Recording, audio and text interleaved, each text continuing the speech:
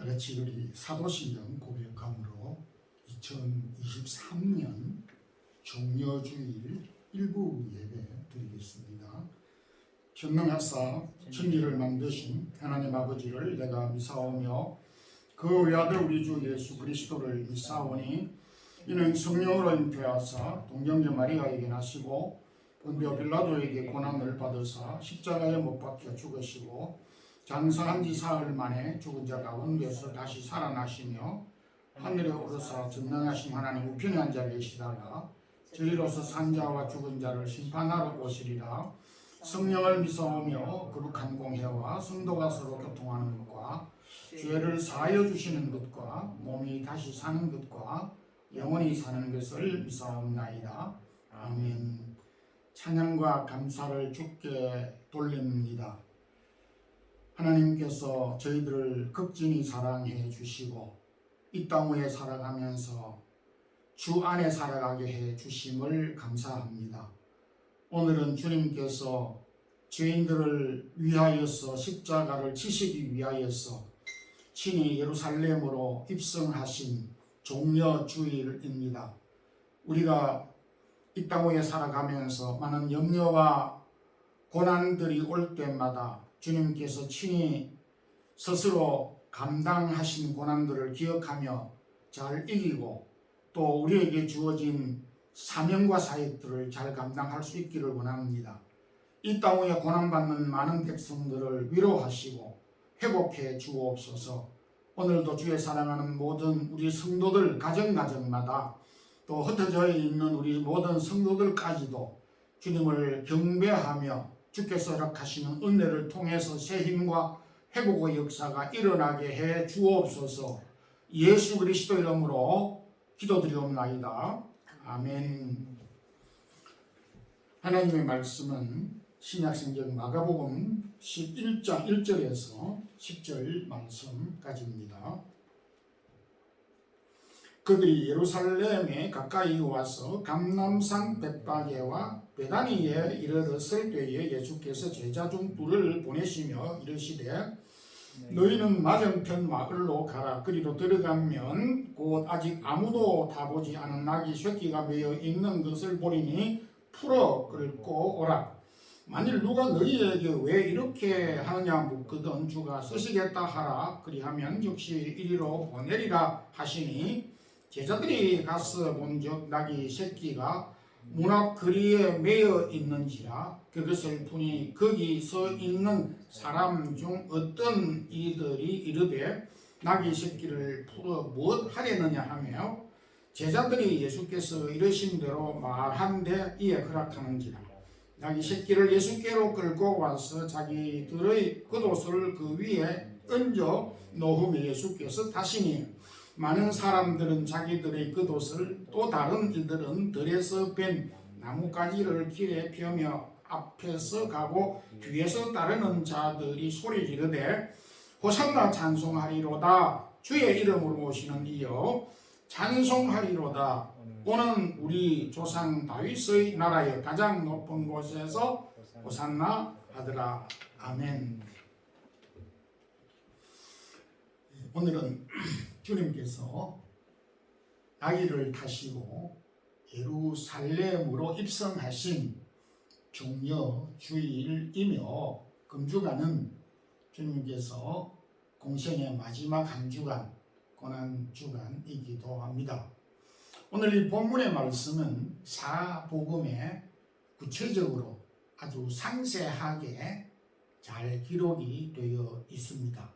오늘 이 본문을 통해서 종려주일인 오늘 나귀를 통해 주신 메시지라는 그런 제목의 말씀을 함께 은혜를 나누고자 합니다.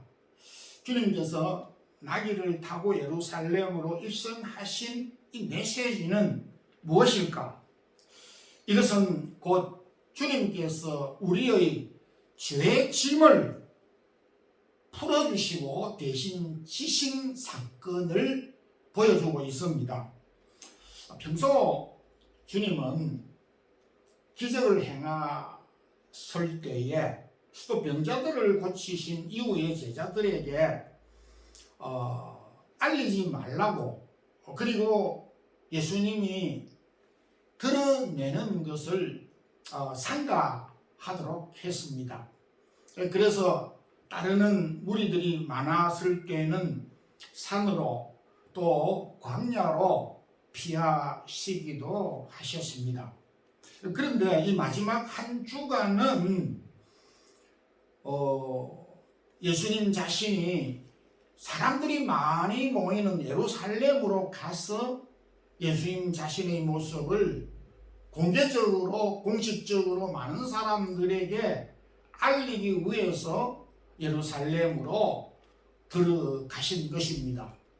들어가실 때에 방법이 여러 가지 있겠지만은 일반적으로 사람들이 말을 타고 들어가는 경우가 있지만은 주님은 스가랴가 예언했던 대로 나귀를 타시고 예루살렘으로 입성하셨습니다.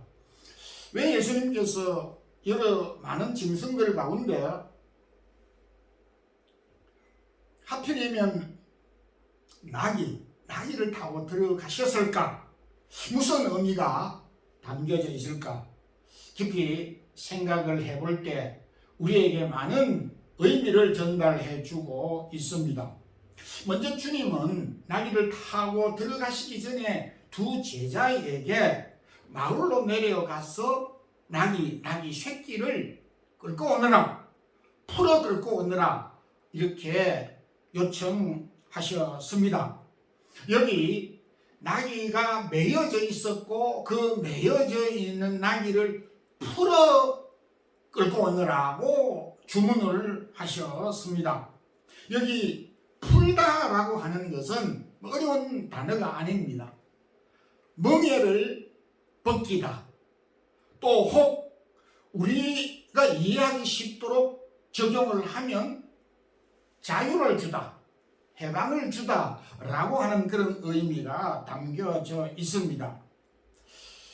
나귀는 일생 동안 태어나서 밭을 갈고 수레를 끌고 그리고 이런 고된 일을 하는 나귀였지만은 그 고된 일을 하는 나귀의 고피를 풀어서 가지고 오너라 라고 하신 말씀은 나귀를 염려한 것이 아니라 바로 저와 여러분을 위한 말씀인 것입니다. 여기 풀어라고 하는 것은 해방을 뜻하고 자유를 준다라는 말씀이지만은 대신에 주님은 저와 여러분의 죄를 담당하시고 짊어지신 것입니다. 이사야 53장 6절에 있는 말씀과 같이 여호와께서는 우리 모두의 죄악을 그에게 담당시키셨다라고 말씀을 하셨습니다.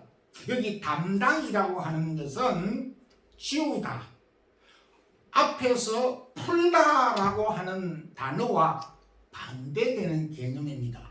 그러니까 주님은 저와 여러분이 지고 있는 여러 무거운 짐과 특히 죄의 짐을 풀어서 하나님께서 그 짐을 예수 그리스도에게 옮겨 지우게 하셨다라고 하는 의미가 담겨져 있습니다. 우리가 지고 있는 짐들이 한두 개가 아니고 많지만은 그 가운데 가장 무거운 것은 역시 죄의 짐이기도 합니다. 시편 38편 4절에서 내 죄악이 머리에 넘쳐서 무거운 짐 같으니 감당할 수가 없나이다. 죄의 짐이 너무 무거워서 내가 감당할 수 없다 라고 고백을 했는데 그 의미를 우리는 이해할 수가 있을 것 같습니다. 저는 우리가 사망에 이르게 되었고 하나님과 우리와 원수가 되게 만들었습니다. 무엇보다 이 죄는 하나님이 우리에게 주신 소중한 기쁨과 또 소망과 사랑을 송두리째 빼앗아가 버리게 되는 끔찍한 것이 되기도 합니다. 우리가 죄를 안고 죄를 가지고 할 수 있는 것은 아무것도 없다라는 것입니다. 죄를 가지고서 무엇을 해본다고 하는 것은 불가능하다라고 하는 것을 말하고 있는 것입니다. 주님은 나귀를 타고 예루살렘으로 입성하신 것은 저와 여러분이 가지고 있는 죄의 짐을 풀어 해결해 주시기 위해서 나귀를 타고 예루살렘으로 들어가셨고 거기에야 십자가를 지셨고 그 십자가를 통해서 우리의 모든 죄 짐을 지시고 담당하시게 된 것입니다. 그래서 주님은 마태복음 11장 28절에서 수고하고 무거운 짐진 자들아 다 내게로 오라 내가 너희를 쉬게 하리라 말씀을 하셨습니다. 우리가 지고 있는 이 무거운 짐을 주님이 대신 져 주셨다. 그러므로 저와 여러분은 그로 인하여서 쉼을 얻게 됐고 될 수 있다라고 말씀을 하신 것입니다. 예수님이 예루살렘으로 나귀를 타고 입성하셨을 때 군중들은 뜻도 내용도 모르고 호산나 다윗의 자손이여 찬송하리로다 라고 했습니다. 아무것도 모르는 상태에서 군중 심리에 의하여서 그렇게 소리 질렀던 그들은 결국 예수님을 십자가에 못 박으소서라고 하였습니다. 예수님께서 왜 나귀를 타시고 예루살렘으로 입성하셨고 왜 십자가에 돌아가셨는가를 모르고 소리를 질러 본들 그것이 의미가 없다라고 하는 것입니다. 그래서 우리는 왜 예수님께서 예루살렘으로 입성하셨고 그리고 십자가를 지셨는가를 구체적으로 분명하게 확신 있게 깨닫고 알고 붙잡고 믿어야 하는 것입니다. 그래야만이 진정으로 호산나 찬송하리로다 주님을 향하여 찬송할 수 있게 된다는 것입니다. 주님께서 예루살렘으로 입성하셔서 고난을 받으시고 십자가를 지신 이 사건을 우리가 확신하고 붙잡고 그리고 주님을 향하여서 호산나 찬송할 수 있는 우리 성도들이 되기를 소망합니다. 아멘.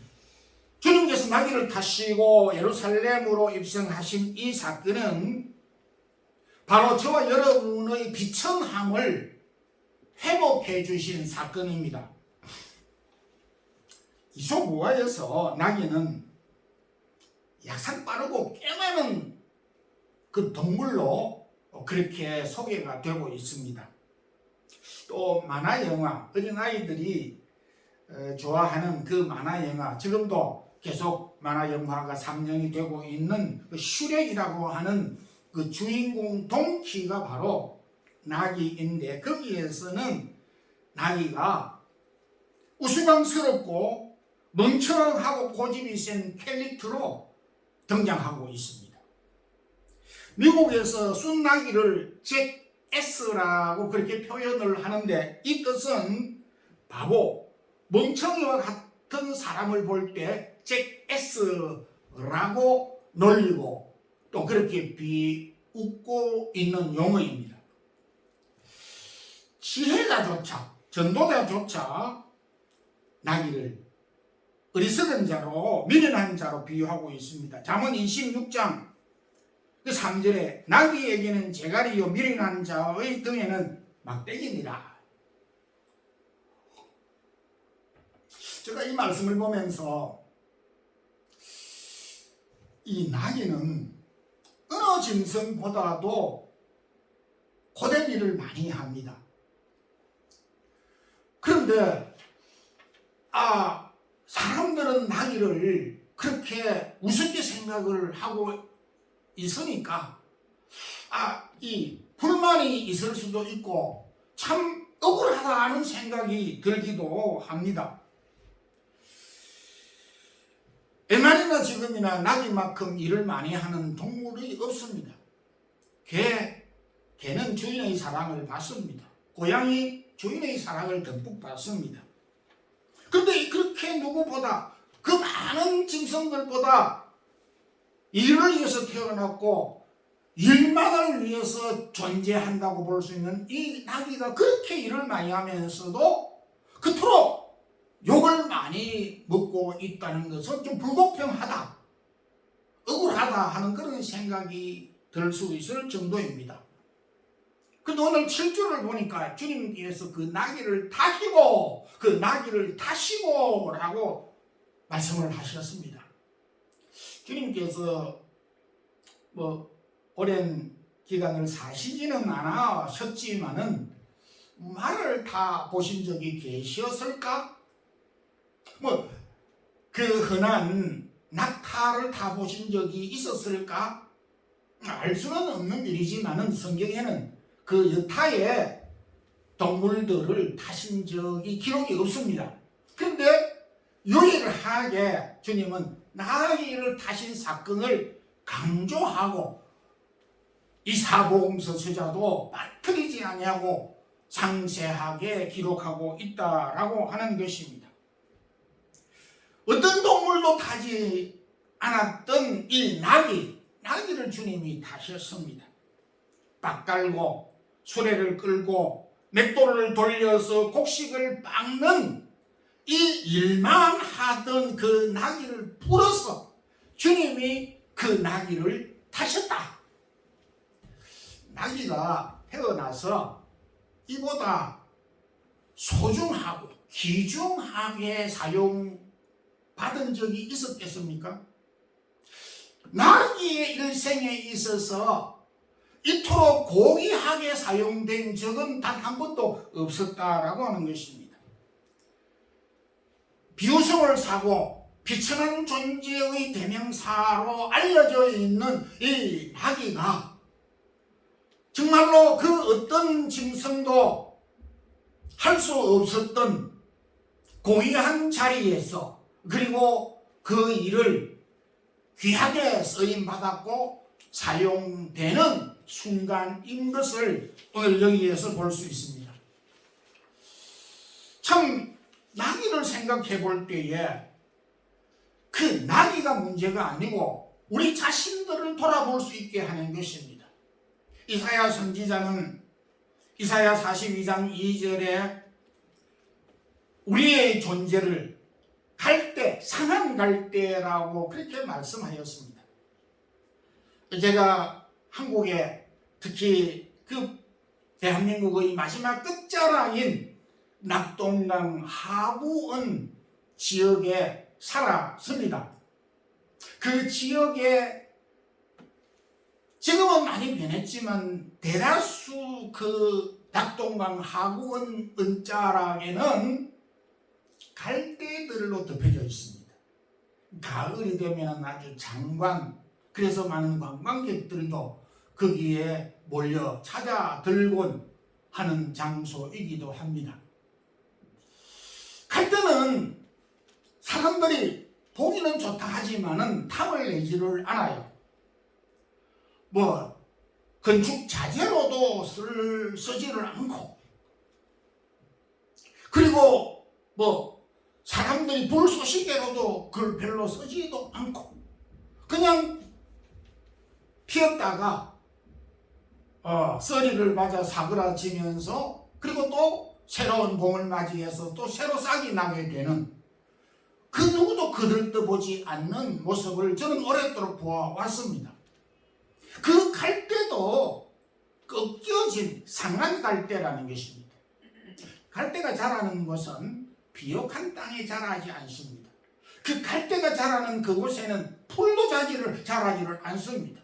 아주 척박한 곳에서 자라는 것이 갈대입니다. 그 어떤 식물도 거기에서 생존할 수가 없지만은 갈대 마냥 거기에서 생존하는 것을 보게 됩니다. 이것이 바로 우리 인간의 연약한 존재의 모습을 보여주고 있습니다. 야고보 사도는 풀의 꽃과 같다라고 말씀을 하였습니다. 지금은 봄이 되어져서 이곳저곳에서 예쁜 꽃들이 이곳저곳에서 피어나고 아름답게 보여지기도 합니다만 하룻밤 이틀밤 지나고 나면 그 꽃들이 다 땅에 떨어져서 바람에 휘날려서 자취를 감추고 볼 수가 없습니다. 이것이 바로 우리의 존재이고 우리의 모습입니다. 야고보 사도는 아침에 보이는 안개와 같다라고 말씀을 하였습니다. 아침에 잠깐 이렇게 보이는 안개가 시간이 잠깐 지나면 어디론가 사라지고 없는, 그것이 바로 우리의 모습, 인간의 연약한 모습이라고 하는 것입니다. 전도자는 전도서 2장 23절에 일평생 사람이 근심하고 수고를 하는데 그 결과가 슬픔뿐이다, 그렇게 결론을 맺었습니다. 참 매우 간단하면서도 핵심적인 내용을 우리에게 말씀해 주셨습니다. 우리가 오래 살았다라고 말을 하고 장수했다라고 하는 격려를 받고 장수하기를 갈망하고 노력을 하지만은 실상은 오래 살았다라고 하는 말은 이 세상 고난을, 이 세상 근심을, 이 세상 슬픔을, 이 세상에 살면서 눈물을 더 많이 흘렸다라고 하는 그런 의미인 것입니다. 이 야고보의 고백을 통해서 보더라도 그렇습니다. 내 나그네의 세월이 136년이지만은 짧았고 그리고 슬픔뿐이었다라고 고백을 하고 있습니다. 일을 하다가 죽어버리는 이 낙이, 그와 우리의 존재가 무엇이 다를 것인가 라고 생각할 수밖에 없는 순간이기도 합니다. 그런데 주님께서 이렇게 비천한 우리들을 그냥 내버려 두지 아니하시고 기꺼이 능동적으로 나귀를 타시고 예루살렘으로 들어가셔서 십자가를 지시기 위해서 들어가셨고, 십자가를 통해서 우리를 회복해 주셨고, 하나님의 심판을 받아야 마땅한 저와 여러분이었지만은 하나님의 자녀로, 하나님의 백성으로, 하나님의 사랑받는 자녀로 우리를 회복, 변화시켜 주셨다라고 하는 사실인 것입니다. 이 일을 위해서 주님이 나귀를 타시고 예루살렘으로 입성하셨고 십자가를 지시게 된 것입니다. 주님은 여기에서 우리의 존재의 모습을 온 천하보다 귀하다, 그렇게 말씀해 주셨습니다. 예수 그리스도께서 우리를 회복해 주심으로 그 어떤 것보다도 비교할 수 없는 소중한 존재가 가치 있는 자가 되었습니다. 베드로는 풀의꽃과 같은 인생이라 하였지만은 예수 그리스도로 말미암아 베드로전서 2장 9절에 너희는 택하신 족속이요 왕같은 제사장이요 거룩한 백성이요 그의 소유된 백성이다, 이렇게 말씀을 하였습니다. 그리스도 안에서 우리를 회복해 주셨습니다. 공짜로 우리가 회복이 된 것이 아니라 그리스도께서 우리의 짐을 대신 져 주심으로 우리가 회복되고 변화되고 우리가 영광스러운 존재가 되었다라고 하는 것입니다. 그러므로 오늘 우리는 변화받은 자로서 거룩한 하나님의 백성으로 자긍심을 가지고 살아가야 한다는 것을 우리에게 말씀해 주셨습니다. 예수 그리스도로 말미암아 우리의 가치관과 우리의 삶의 패턴이 변화되고 바뀌어졌던 이 귀중한 사실을 우리가 늘 생각하고 주님의 백성으로, 거룩한 백성으로 살아가는 우리 성도들이 되기를 소망합니다. 주님께서 나귀를 타시고 예루살렘으로 입성하신 이 사건은 주님이 우리 인생의 주인 되심을 알게 해주신 사건입니다.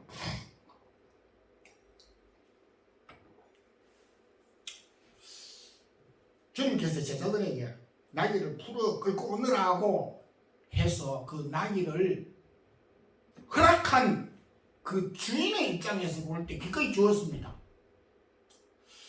근데 2000년 전에 그 나귀는 정말 앞서도 말씀드린 바와 같이 한 가정에서 한 집에서 없어서는 아니 될 소중한 존재입니다. 김도 수레도 끌어야 되고 물레방아도 이렇게 곡식도 지어야 되고 여러 할 일들이 많습니다. 나귀를 주었다고 하는 것은 오늘날 우리 현대식으로 설명을 하면은 출장을 가야 되고 직장을 가야 되고 그렇게 큰 사업을 해야 되고 그래서 차를 사용하려고 지금 만반의 준비를 하고 있는데 그 차를 가지고 가버렸다. 그리고 그 차를 다른 사람에게 넘겨주었다. 라고 하는 사실과 다를 바가 없는 것입니다.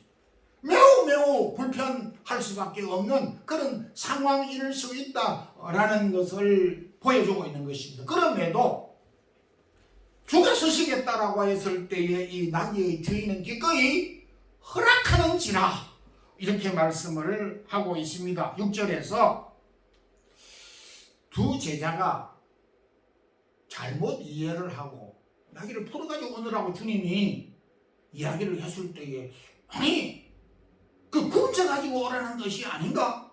이렇게도 생각을 할 수가 있을 것입니다. 그래서 긴가민가 갸우뚱하게 생각을 하려고 할 때 그때에 주님께서 분명한 해답을 주었습니다. 나귀를 풀어가지고 오느라. 나귀 주인이 왜 그러느냐 물을 때에 주가 쓰시겠다고 하라. 그렇게 해답을 주었습니다. 그때서야 비로소 이 두 제자도 예수님께서 훔쳐가지고 오라고 하는 뜻은 아니구나 하는 것을 알게 될 수 있는 순간인 것입니다. 그런데 주가 쓰시겠다라고 하는 말은 글자 그대로 주인이 사용하겠다 그런 뜻입니다.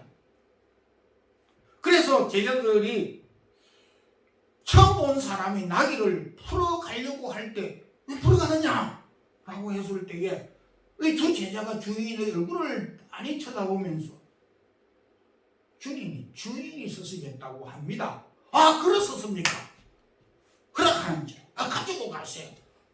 진작 제가 드리려고 했는데 이제 때가 왔군요. 가지고 가세요. 시비는 고사하고 허락하는지라. 그러니까 이 나귀 주인은 자신이 나귀를 먹이고 키우고 일시키고 나귀로 인하여서 혜택을 보고 있지만은 나귀의 원주인은 내가 아니다 라는 사실을 알고 있었다라는 그런 뜻이 되는 것입니다. 여기에서 오늘 우리에게 주는 메시지가 큰 것입니다. 여러분 오늘 우리가 살아가게 되면서 많은 사람들은 내 인생의 주인이 나라고 생각하는 경향이 다분하게 많이 있습니다. 제가 언젠가는 기억을 할 수가 없습니다만은 어떤 유명한 한국의 그 가수가 인생은 내 것이다 라고 하는 노래를 불러서 대히트를 한 적이 있습니다. 그래서 내 인생에 내가 주인이고 내가 남의 인생을 살지 않아야 되겠다 라고 이렇게 많은 사람들이 자긍심을 가지도록 했던 노래라고 생각이 됩니다. 그러나 이사야 선지자가 이사야 1장 3절에 소는 그 임자를 알고 나귀는 그 구유의 주인을 알건만은 이스라엘은 알지 못하는도다. 소와 나귀는 그 주인을 아는데 도대체 이스라엘은 그 주인을 모른다 이거요. 인간이 동물과 비교할 수 없는 만물의 영장이라고 그렇게 자화자찬을 하지만은 그럼에도 인간은 자신의 주인을 모르고 살아가는 존재라고 하는 것을 말하고 있습니다.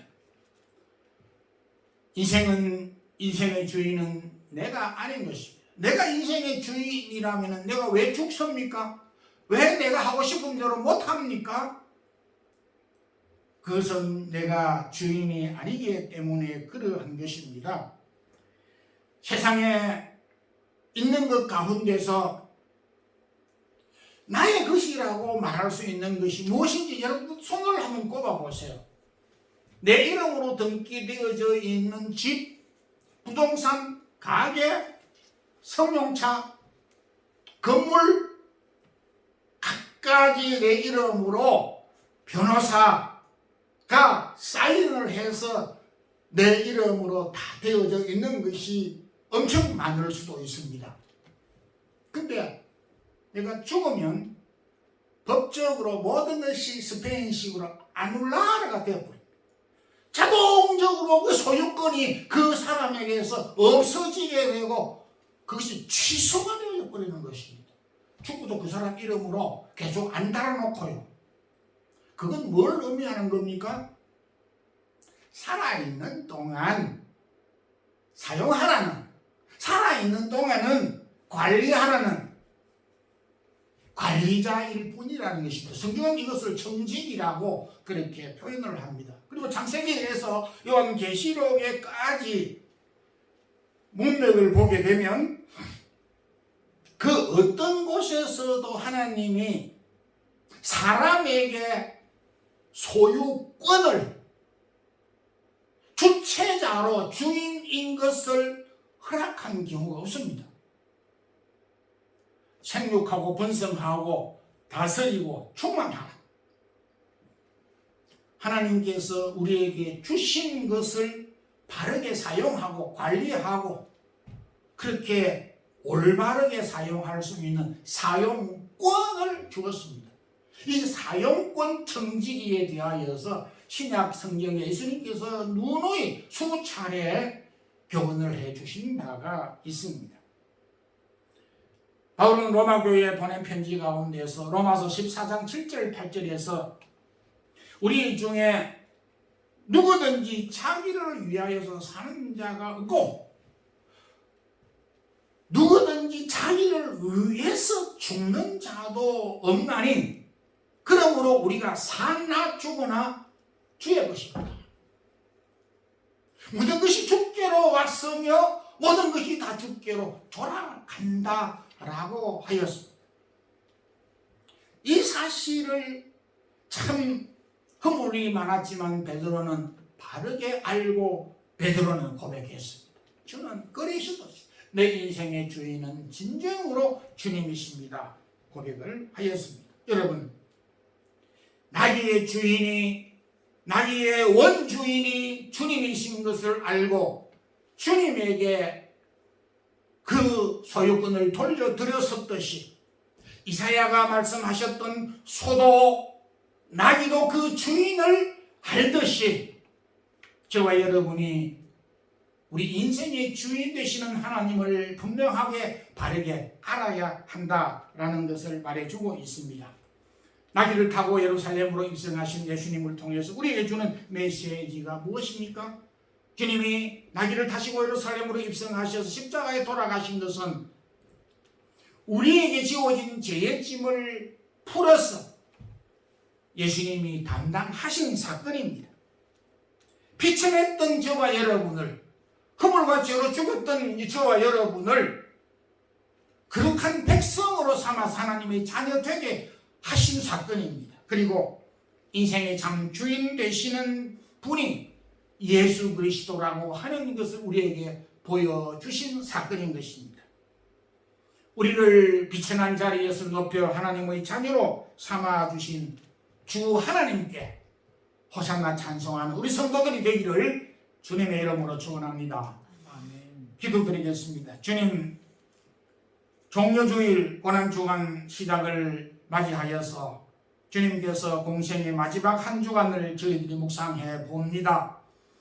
허물 많은 저희들을 사랑해 주시고 하나님의 자녀로 삼아 주시기 위하여서 우리에게 있는 허물과 죄를 짊어지시기 위하여서 예루살렘으로 기꺼이 들어가셔서 십자가를 지심으로 우리에게 지워진 죄의 짐을 주님이 친히 담당하셨었고 그리고 비천한 저희들, 죽을 수밖에 없는 저희들을 살려서 하나님의 거룩한 백성으로 살아가게 하시고 우리 자신이 주인이고 세상에 얽매여 살고 있는 저희들을 하나님께서 우리의 주인 되심을 알게 해주신 이 놀라운 은혜를 우리가 평생 기억하며 사는 모든 성도들 되게 하옵소서. 오늘도 몸과 마음을 주 앞에 드리고 소중한 물질을 드리는 주의 사랑하는 모든 성도들의 손길을 축복해 주옵소서. 주 예수 그리스도의 크신 은혜와 하나님의 무한하신 사랑과 성령의 교통하심이 우리를 비천한 자리에서 높여 하나님의 백성으로 살게 해주신 이 귀중한 사명을 우리가 주 앞에 서는 그날까지 잘 감당하기를 힘쓰는 주의 사랑하는 모든 성도들에게 이제부터 영원토록 함께 있을지어다. 아멘.